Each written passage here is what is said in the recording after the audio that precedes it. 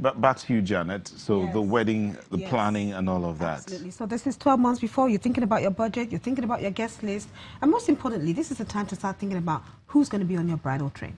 So 9 months before, this is optional. Are you going to go on honeymoon or not? But if so, I think this is the time to start thinking of, you know, being able to get good deals with your ticket and all of that. Okay, this is also a good time to find which venue are you going to use, because most venues they tend to fill up very quickly in the year. So getting them a year or 9 months before is a good idea. So where's the venue going to be?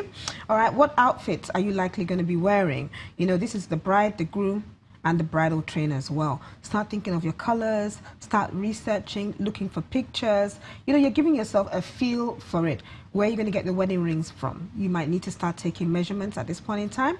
I'm going to start trying them on. You're already in the mood for wedding. So, and 9 months, 12 months is a good time to really start. Who's your cake maker going to be? Advice, word of mouth is good, but make sure you start tasting different cakes. It's not just the external, it's also the taste of the cake that matters as well. And then again, who would your vendors likely be? And we're talking about, are you going to get a wedding planner? Are you going to get a decorator? Who's the musician going to be? All these fill out very quickly in the course of the year, so you really have to book them down. Who's going to be serving your drinks? Are you going to use a printer? What kind of printer are you going to use? Start having an idea of the program, your MC. You know, a whole lot of things go into the wedding and the reception as well. 6 months before the wedding itself, you need to start researching. If guests may be coming from everywhere, from out of town, from you know, out of the country, you might need to look for accommodation for them, research and begin to reserve rooms for them to stay. Don't be found wanting as to where they will stay, because they're going to need to stay somewhere, especially if it's going to involve a lot of family members, some people, friends as well, flying in from abroad. You need to cater for them and do that in advance. At your own cost? No. You're booking them down and you're telling them, not necessarily, but you're making plans for them, because you are inviting them. They're coming out of their comfort zone to come and celebrate with you. You need to make some provisions, you know, around about where you're doing this thing, so that there's a place, there's a provision for them. All right, and that even goes for down to vehicles as well, transportation. How would they move? Okay, and we're still talking about finalizing your guest list at 6 months at a time, finalizing the type of cake that you're going to have. You have tasted the cake, okay? Your bridal train dresses, are they going to be bought, or are you going to have them made bespoke? By this time, you need to tell all of them in advance. They've got 6 months notice if they have to fly down. They're giving in their measurements, you know, they're telling you what their sizes are. And if you're going to have them bespoke by a designer, they begin to start designing this outfit. Or otherwise, they are bought. But even at that, they still need to give you the right measurements, because they have to fit these dresses. Are you going to have flowers? Where are your flowers going to come in from? Are you going to order them, or are you going to have a decorator for the... Let's say you're not using real flowers, but you want to decorate the hall for the reception. Who's that person going to be? Start thinking about who that person will be and the budget as well. And don't forget, the traditional wedding must be planned side by side if you plan to have a traditional wedding as well, because that's a wedding in itself. All right, it's just a traditional way of doing it, and that involves a whole lot of outfits, cake. It's almost the same as the big wedding, but in a more traditional way. Must your wedding be, in quote, a killer wedding? Absolutely not, because you know, nowadays weddings are outdoing themselves, and they're pouring so much money into the weddings themselves. The married stuff. And yes. Well, some people will say, well, their parents are carrying the bulk of the, you know, of the expense and all of that.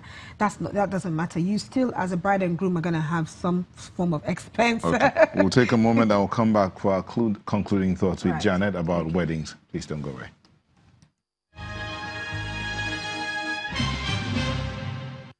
Welcome back. It's a day of weddings, royal wedding, but Janet's talking wedding here, and it's our closing moment to her. Yeah, so Janet, the countdown, Yes. 3 months before, make sure you finalize everything about the reception, even the traditional wedding itself, the program. You know, we're still talking about...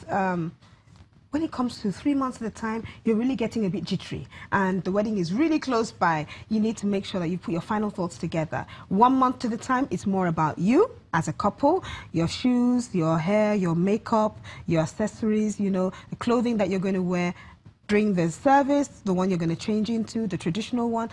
Are you going to have ashwabi?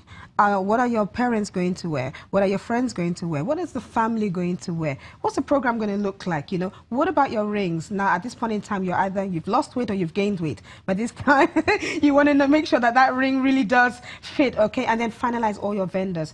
2 weeks to the wedding, I would say get all your vendors together. Have a recce at the venue. Tell them what you want and what you don't want. Let them know where the electrical points are. Let them know where everything is, and really drill them as to time they should be there, time they shouldn't be there, what they should do, what they shouldn't do. Week to the wedding itself, it's all about you resting, relaxing, going to the spa, doing your manicure, doing your pedicure as a bride. Okay, guys, have your hair groomed, you know, have the whole works done. Also do a manicure and a pedicure as well. Make sure your suits are all fitted, you've collected them, you've kept them in a safe place, you know, hanging, not somebody going to collect it for you and there's a problem. Make sure you know where the rings are at this point in time. Sometimes you're having your traditional wedding that week of the wedding itself. So you want to make sure that a few days to the traditional wedding, you are all okay, you're relaxed, you're eating well, you know, you're relaxed as well. Secure accommodation and transportation for everyone. At this point in time, have your bridal train with you.